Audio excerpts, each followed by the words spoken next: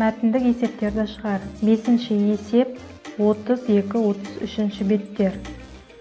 Асы шарты. Кинотеатрға балалар мен ересектер келді. Балалардың әрқайсысында 10 орындықтан 12 қатарға орналасты.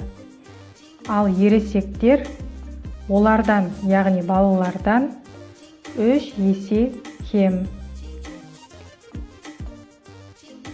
Сұрағы: кинотеатрға неше ересек адам келді?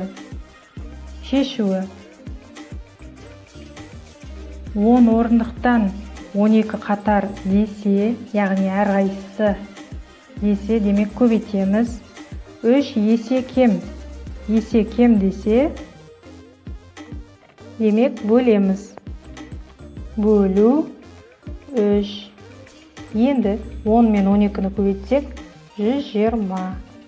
Ал 120-ны 3-ке бөлсек 40.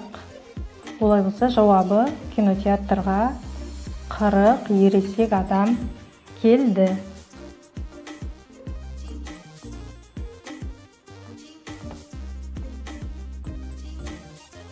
Бестің әсі де бысы да осыған ұқсас. Егер есептің шартында бұл қарағанда есе артық десе, бөлеміз. Бұл қарағанда есе кем десе, керісінше көбейтеміз. Яғни бұл қарағанда деген есептің шартында сөз кездесуі керек. Ал ол сөз кездеспесе, онда есе артық десе көбейтіп, есе кем десе бөле береміз. Ал барлығы десе қосамыз.